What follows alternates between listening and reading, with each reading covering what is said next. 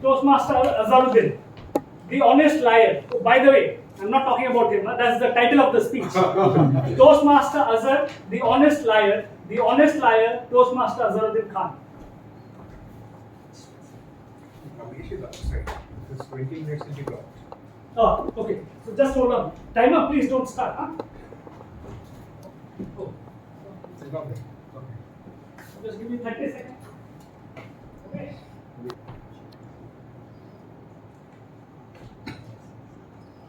Liar, liar, liar. Now let's be honest for a moment.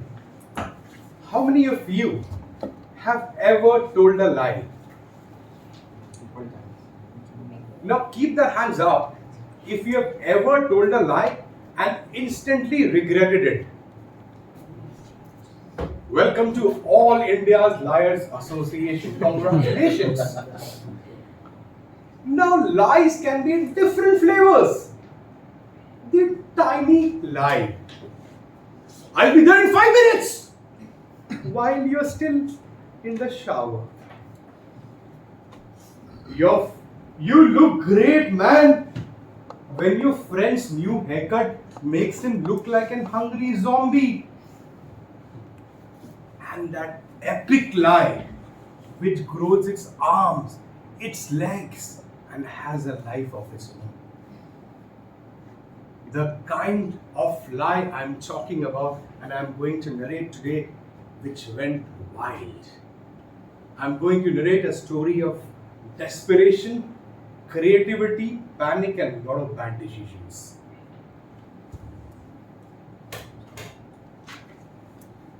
This is a true story which happened.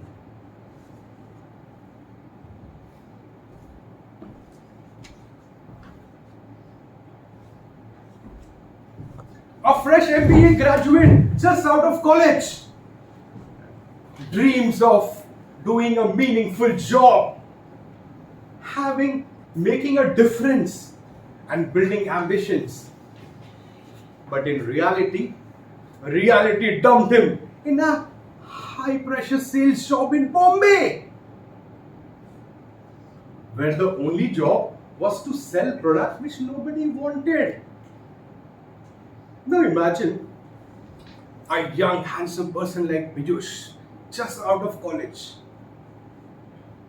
and then he has spent his kidney to pay for the MBA fees, and that's when his manager tells him the true meaning of MBA. Mal bech ke aao. Go and sell the product. Isn't it, Shraddha? Every rejection felt like a slap on his face. And every polished client like Manoj, who said, not interested, made me feel even smaller. I wanted a break, a long weekend. I just wanted to vanish. My roommates, they came up to me and said, brother, we are going to our hometown.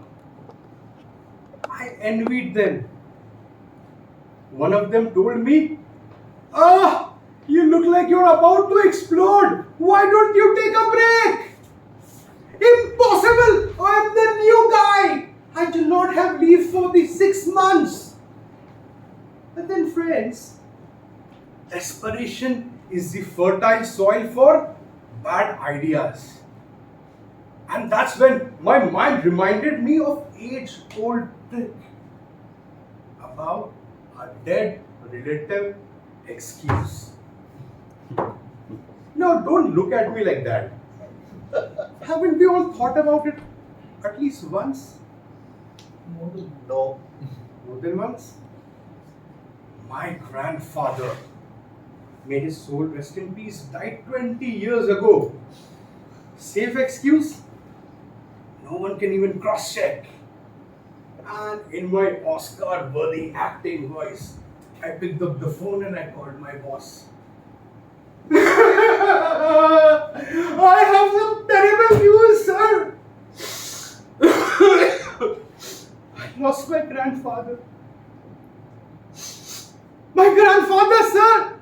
I need to be in Kolkata. And to my shock and relief, my manager, either moved by my sorrow or in a hurry to disconnect the call, granted me a full 1 week leave. And just like that, friends, I was a free man! A free liar.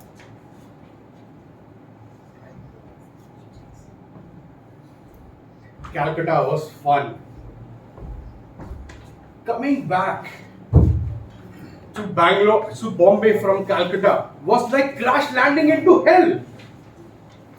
Targets, sales, milestones, everyone waiting to take away my peace. But I managed to escape for a few days. My immediate manager was on Mandi. Have you heard about Mandi? Mandatory leave. They called it Mandi to look cool. I thought, safe zone. I was chilling in my sofa and I was browsing through Facebook, which wasn't helping me. I could see my batchmate climbing the corporate ladders, posting picture of exotic locations, and I was contemplating meaning of having a meaningful job. And that's when the call, my phone rang. It was the big boss, not my boss, not his boss, but the head of marketing and distribution. The man whose voice could even scare a dead mummy in Egypt. Azhar! He screamed, "Where are you? Why are you not reporting to work? This is totally not acceptable!" Friends, I was shaking. I couldn't repeat the dead grandfather excuse. He was already cremated. I needed something more real, something more powerful, something new. Like a tragic hero in a movie. I said, "Sir, I am going through a very difficult phase in my life. I am not able to handle it." "What nonsense, Azhar! Even I lost my grandfather, but I was over it in 2 days." My life was crumbling. My career was at risk. In an immediate burst of spontaneity, I said, "Sir, it's not about my grandfather's death. It's about what happens afterwards." And then a brilliant but a terrible idea struck me, and I started crying over the phone. Not a cry, but a full-blown Bollywood crying. "Sir!" The big boss tone softened. "Okay, Azhar, okay, relax. Come and meet me. Let's talk about it." Friends, I managed to borrow time, but I needed to create a bigger lie.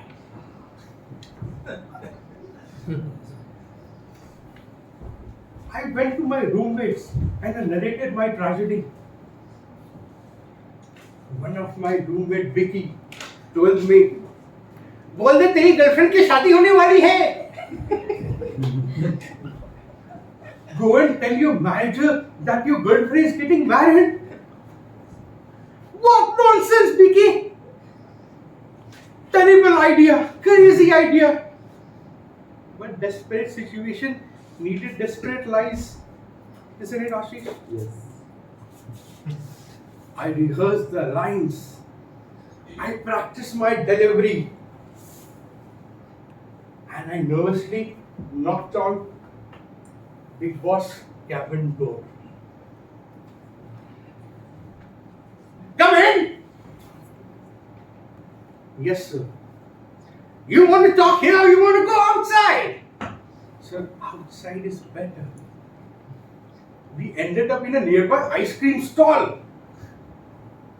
Imagine confessing your life tragedy over a cup of butterscotch. So, Azhar, what is bothering you? And that's when I started narrating my story. Sir, actually, I was in a serious relationship with this girl in Bangalore. We lived together for 3 years. 2 days ago, sir, 2 days ago she got married. Her brother forced her. What? Where is she now? I don't know. I don't know, sir. She's married. But why didn't you run away with her? Say it happened so fast. I didn't have time.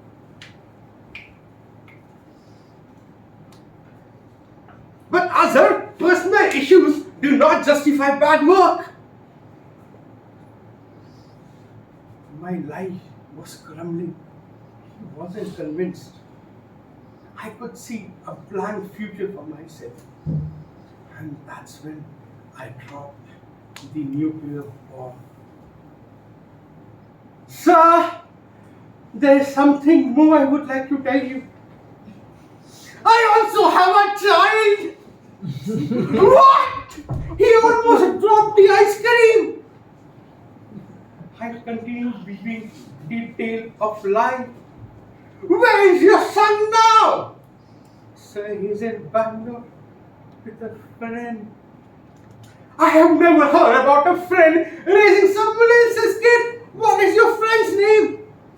Sir, Shahnawaz. I have never heard about someone so loyal and trustworthy. He was doubting my lies. He was testing me through random questions. But Azhar, I'm just curious, why didn't you abort the child?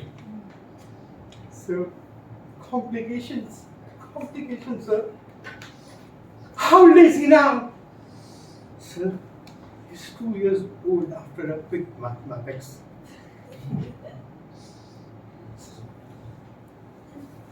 What is his name, Azhar? Sir, Rahib. When I told Rahib about the incident, he laughed at my ability to produce someone like him.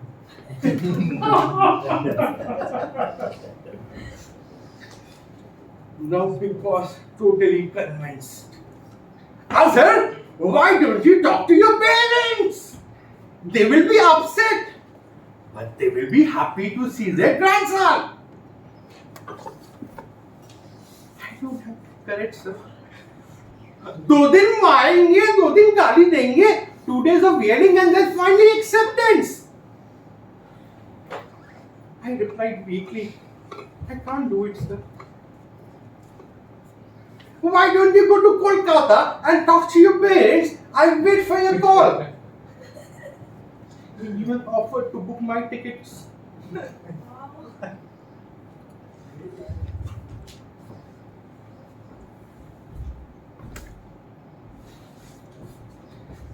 Why don't you call your mom right now and tell her you're coming? Calling my mom and telling her about a fake girlfriend and a fake son? But I guess I had no other escape. I took my phone, my hands trembled, and I dialed her number. Hello, beta, how are you? Her sweet voice was cutting through my guilt like a knife. My boss grabbed the phone from me. नमस्ते, मैं अजहर का manager बोल रहा हूँ, वो परेशानी में है, आप लोग उनका हेल्प कीजिए. Greetings, I am Azhar's manager. He's in problem. Please help him. My mom, polite but confused. Talk to Azhar. Mummy, I can explain. Don't worry, everything is all right. I'll call you back. Friends, the lie was growing faster than any WhatsApp forward.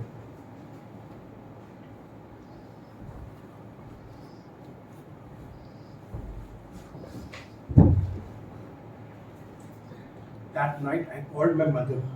I confessed her, not the full truth, but the half lie. Mom, actually my manager loves me too much. I wanted to quit, but he's not letting me go, so I lied. And the lie piled on.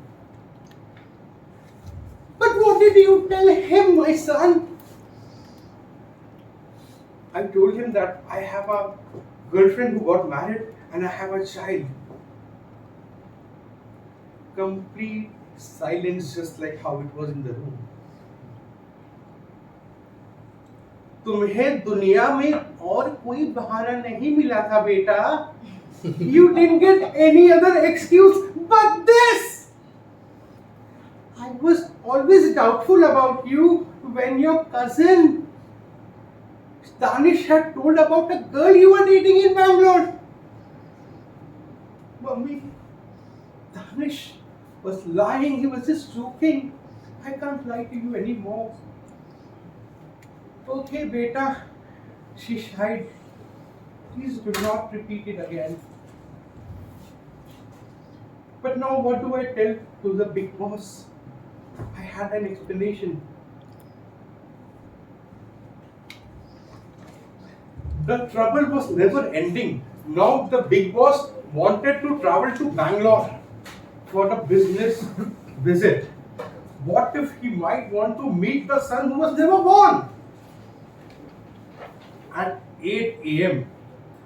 in the morning, sleep deprived, with my lungs full of smoke, I called my friend in Bangalore. Hi, can you arrange for a 2-year-old child for a day? I will pay you. What? Are you drunk early morning? This is not Amazon. You can't rent kid on rent. When I narrated the incident to him, he laughed and mocked at me and unconvincingly offered help. But now, what do I explain to the big boss? I mustered the courage and I called my big boss. Sir, can we speak? Yes, beta. Hello, beta. Sir, this is Azhar. Sir, I actually spoke with my family, and thanks to you, my family knows about it now. My uncle, who is the senior most person in the family, is handling the situation, and he told me not to tell my father, because you remember my grandfather died, my father's father. He is in a state of shock.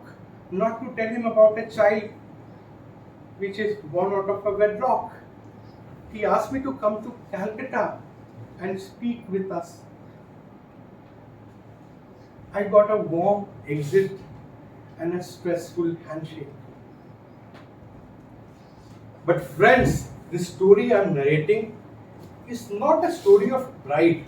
It is a story of a public apology.